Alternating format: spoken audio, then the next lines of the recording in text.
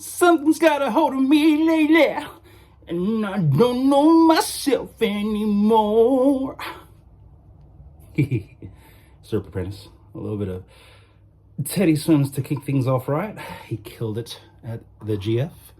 This is like post grand final recap. It's been about today's Saturday, so six days since that glorious day, that glorious evening. I had thoughts. Firstly, Reece Walsh. That wasn't the best performance of grand final. I think that was just straight up best performance ever by an individual player. Saving 3-4 tries, creating 3-4 tries. He really stepped up. Yeah, 11 out of 10. There's been some pundits that have said that. Those that said 9.5 out of 10. Oof. Tough marker. I think it was the mole. Not sure about that. I just think that, yeah, he saved more points than he was responsible for. That's got to count for something. 14 tackle busts, a couple of 100 meters of kicking, putting the pressure on every time, with the boot as well when Reynolds and Hunt weren't available. Speaking of Reynolds, Hunt,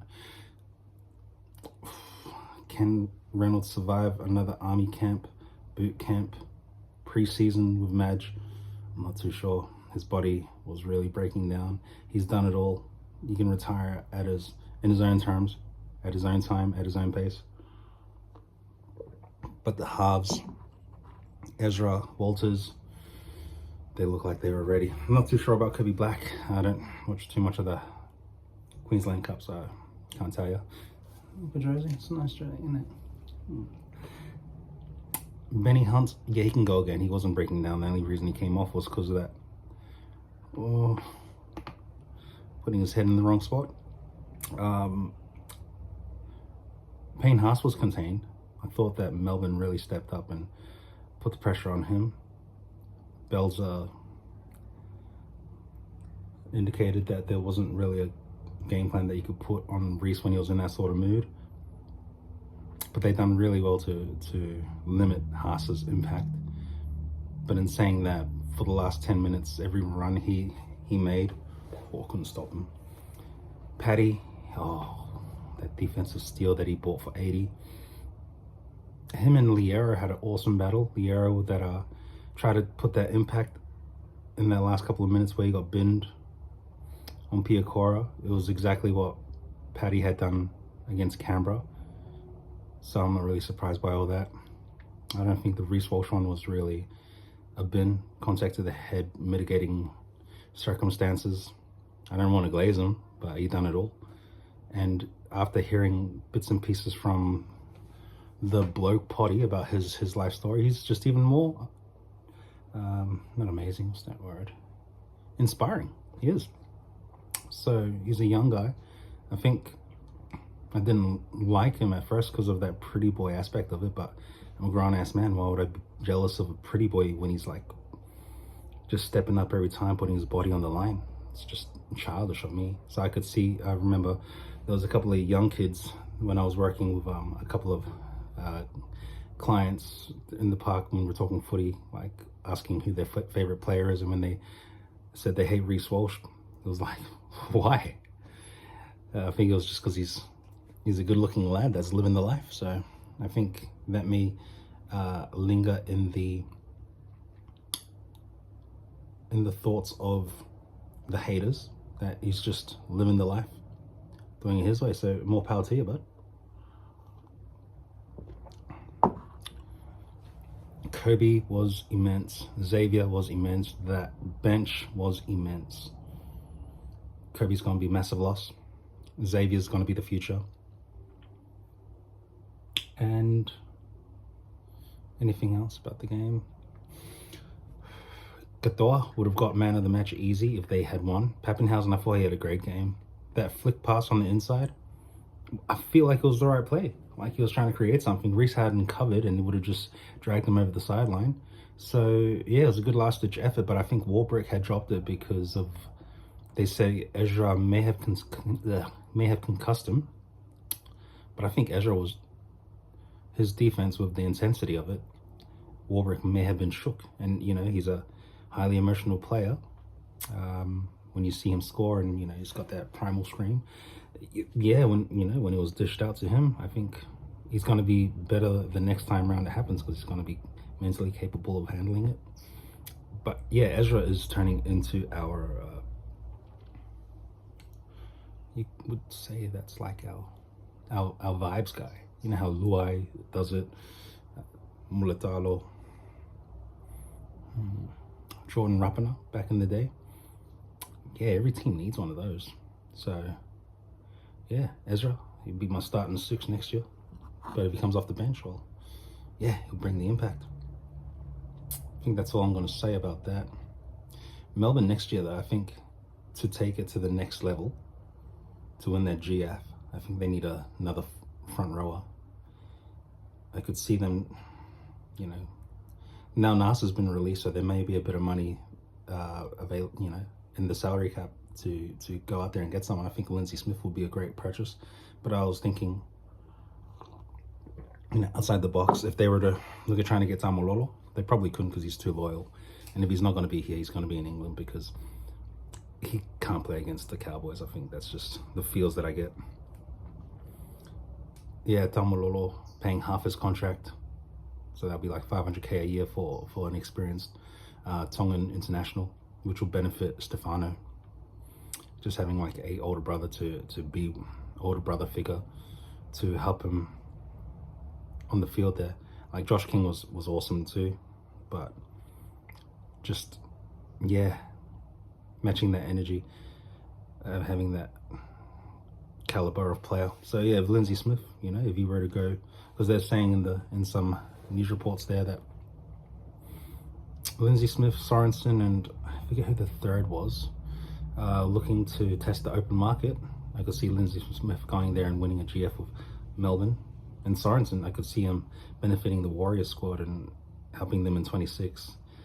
And after this game, I mean, I'm going to put my bias hat on and say Broncos going to go back-to-back, but I like what the Warriors are doing. So that could be maybe Sorensen's that missing piece. Melbourne always threat.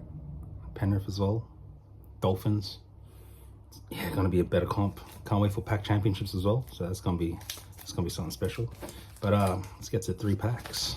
These are the last 3 packs of season 24. So my trusty scissors. You can go check it out. I'm not going to be watching as many potties. I've got a lot more free time now that the season's done. So Bloke, I'll be watching it now and then. Levels now and then. I think Off the Record is done, but yeah. And then I might even cull a couple of potties that are, yeah, I'm not really interested in. Keep those 3 going. The James Graham one's awesome too, so I like watching that. Here are the three packs. This is the one of 3. Who do we have here? Oh yeah, Kennedy. He's a good player. Got re-signed. He's going to be a Cronulla for a couple more years. Isako, he was highest point scorer a couple of years back. This year, yeah, he's had another great season. Born in 96, so he would be 29. I can't maths. When he comes back, yeah, the Warriors 4-pack is going to be something special. And if they do get Scott Sorensen, watch out. Metcalf coming back as well, watch out. Tanner Boyd having that experience in New South Wales Cup and then winning against Burleigh Bears, watch out. Anyone else? Lecker, 1 year older. Hopefully it's not second year syndrome where he gets complacent, but he looks like he's in a good system there with Andrew Webster, so yeah. Oh yeah, cool. Jeremy Marshall King, probably be playing for the Kiwis this year as their 9 at the Pac Championships. No Hughes, that's a massive loss. Timoko, beast. Defensively he was questionable, but his attack is just, yeah, he's a game buster. Him and I think it's Jed Stewart, hopefully they work off in the off season to rectify that. Then they could go another minor premiership and be a real threat. Oh yeah, this guy. Too fast, too big, too strong. He's contained though by that back three. That back three, I think, if Broncos, God damn, I twisted to the Broncos again, have any chance going back to back, it's because of that fullback wing combination they have at the back. It's like having two totals on one side. That's a massive call. I think I'm blowing smoke up somewhere, but yeah. Checklist, very good. And JFH would probably be your captain, my captain, for the New Zealand team. So that's one pack. For the pack championships, I'll go for Samoa. You know how it's like how I go for Broncos.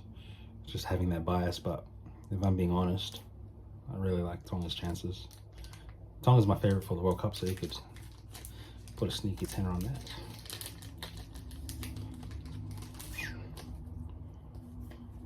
Checklist for the Titans. Hopefully they improve under Hane. Dang, maybe Melbourne should have explored that option of getting him for 2026 with Howarth coming off. No one could have foreseen that, but I feel Howarth can come off the bench or even play a second row. Like he could be a great utility. Oh, maybe Gagai could fill in for Meany too. So if Pappenhausen were to go to R360, I'd look at putting Meany at the 1. If Gagai was available, I'd put him in a center with Howarth there, and yeah, another front rower, maybe Lindsay Smith. Jakey, nicest guy. Manly, got concerns for them and their coaching team that's there. Like, yeah, it was a massive drop off. I don't know what goes on there though, so I can't really comment. Morgan Smithies, yeah, takes 1,000 tackles a game. Isaiah, yeah, probably the premier lock in the NRL. If that was Kevy Walters, I probably wouldn't lean on the Penrith system to apply that to the Aussie squad, just because so many different personalities, so many different strengths there. One thing I would do is put Cleary at the 6, Mitch Moses at the 7. Yo, I'll probably turn into a front rower. Him and Paddy. Ideally, I'd put Cameron Murray as the 13, but I don't know if he's available. And then there's Monster who slots in at 6, but I don't know. He's got some choices there. I'm curious to see how the first game goes. I think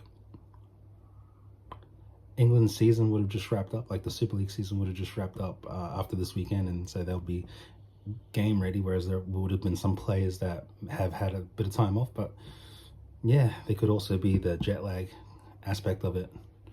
So wouldn't be surprised if the Poms got up for the first game. Dom Young, beast. Penny Hunt. I'm sure there's a video in there somewhere last year where I said if he were to go to the Bronx, I think we have a chance. Pull it up. What do you know? Just get Broncos footy. Monster.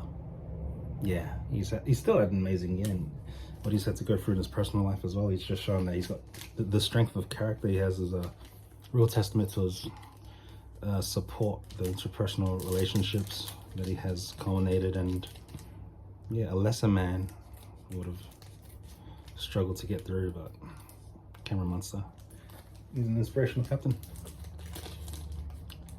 The last pack. No signature cards though. It's very rare though. So, all right, checklist. Panthers. Mikaele Ravalava. I don't know if he's in the Fiji squad. I don't recall seeing his name there. Keon. He's a great addition to the Aussie squad. Morgan Smithies. I think I just spoke on him. So. Thomas Flagler. Hopefully he comes back next year. That Dolphins maybe top 4, depending if they get all their players back. and who their six will be. Cody could come off the bench and still have an impact, so I think they were looking at George Williams. Maybe that's 2027. Don't know. Jaden Sullivan. Okay, I think it was at Souths recently. Hammer. Maybe, I think he's going to play for Samoa in the World Cup, but he's not available. I think he's having surgery. Last card. David Fafita. Actually, he could be a smoky for the Melbourne Storm squad. Maybe looking at getting his contract in their books. He could be converted into a front rower, and him and Stefano, there could be something there. Anyway, that's it. We out. I don't think there's anything that we need to touch on. So, peace out.